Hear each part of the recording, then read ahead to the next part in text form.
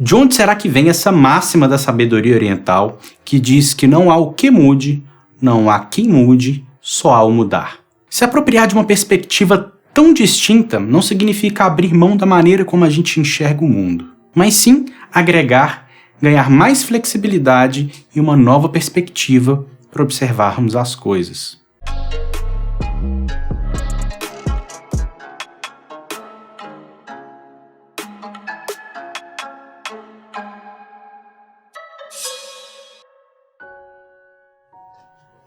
Saudações, sejam muito bem-vindos ao Inner Innovation e a uma visão psicológica do I Ching, o livro das mutações. Nós já tivemos aqui no canal um vídeo básico sobre o I Ching que você pode acessar ele aqui.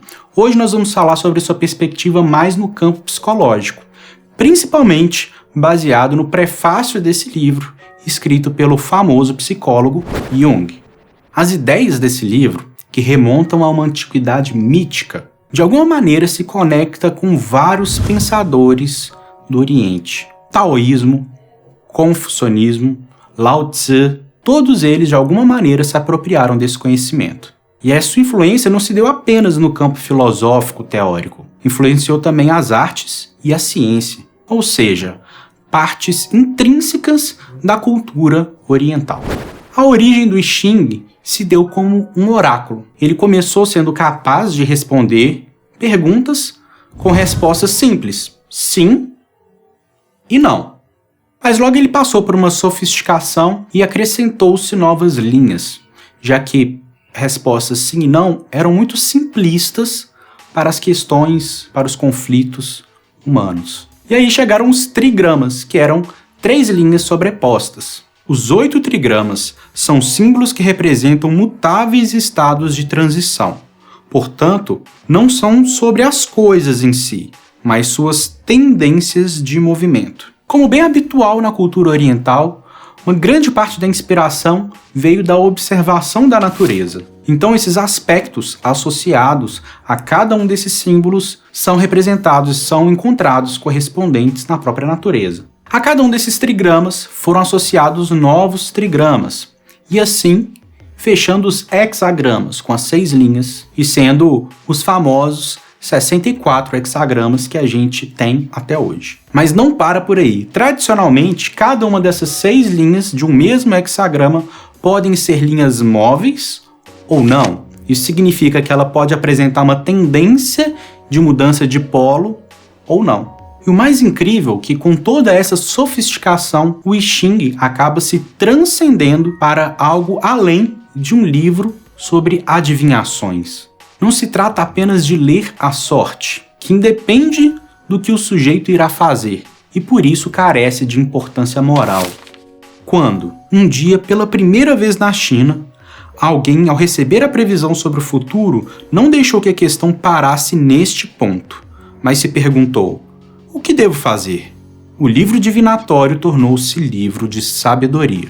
Isso é tão interessante, nos mostra uma transmutação do próprio livro e nos faz pensar a partir deste exemplo em que aspectos da nossa existência que nós aceitamos passivamente e não perguntamos: o que é que eu devo fazer?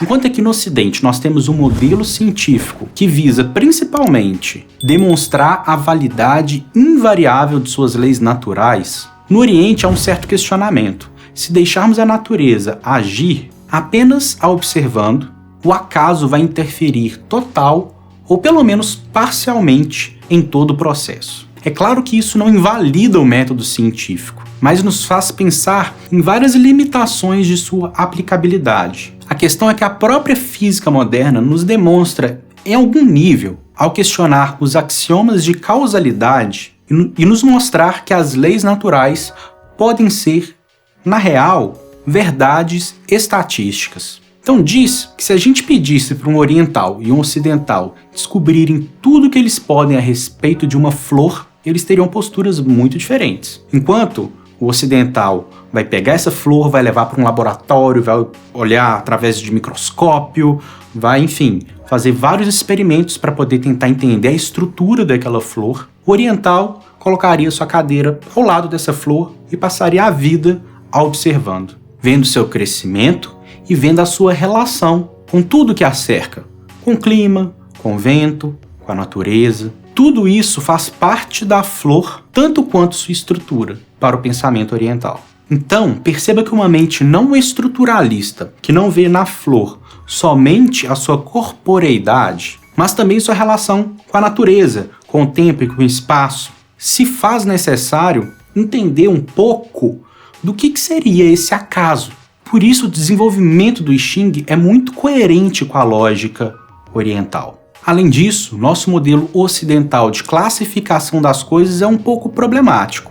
Por exemplo, dizer que um quartzo é um prisma hexagonal é uma afirmação verdadeira quando a gente considera o aspecto ideal desse cristal. Mas a verdade é que não existe esse cristal ideal, assim como não existem dois cristais iguais na natureza. A forma concreta parece interessar muito mais ao sábio chinês do que sua forma ideal, ou seja, um olhar individualizado para as coisas. Percebe que essa lógica é fundamental para o olhar clínico? Nós somos seres únicos, e quando começamos a desprezar isso, a olhar e nos definir em categorias como homem, mulher, casal, família, enfim, considerando esses ideais criados para cada uma dessas palavras, fazemos com que nenhum de nós se sinta sendo realmente o que é.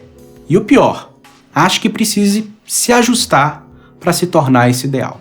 E essa parece ser, inclusive, uma fonte de adoecimento mental da nossa sociedade, dos nossos tempos. Podemos ser todos até flores do mesmo jardim, mas cada flor é única. Então, se a causalidade não fundamenta o pensamento oriental, como é que as coisas se dão? O raciocínio primário está na sincronicidade. Essa é uma percepção de que a coincidência dos acontecimentos no espaço-tempo se dá em um âmbito que não meramente o acaso. Existe uma peculiar interdependência entre cada um desses eventos, assim como dos estados subjetivos do observador. Assim como a causalidade descreve a sequência dos acontecimentos, a sincronicidade, para a mente chinesa, lida com a coincidência de eventos. Se você quiser um exemplo um pouco mais prático dessa diferença de pensamento, tem um vídeo com uma metáfora muito interessante aqui no canal que você pode acessar aqui, ó. E é justamente amparado nessa sincronicidade que se revela a justificativa do método do oráculo, que é tão estranho para a nossa mente ocidental. É curioso, porque nós não temos como validar cientificamente essa questão da sincronicidade, tendo em vista que cada tempo é único.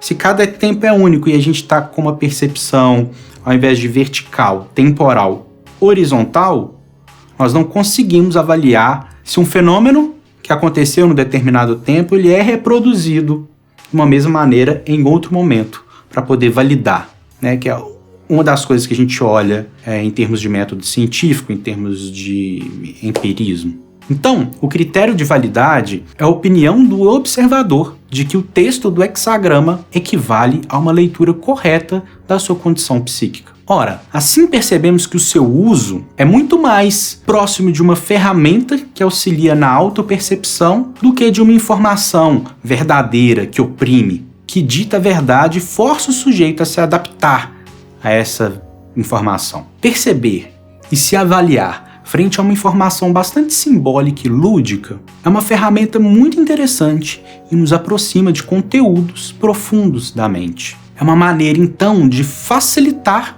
um acesso daquilo que já é nosso.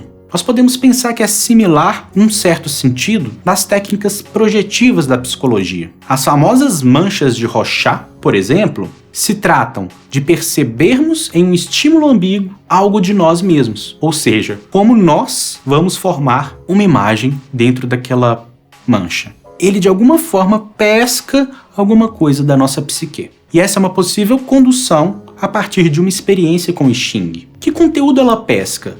Mas, principalmente, o que é que eu devo fazer com ele? E assim, o I Ching pode se apresentar como um livro de sabedoria, conseguindo se comunicar individualmente conosco, mesmo sem palavras.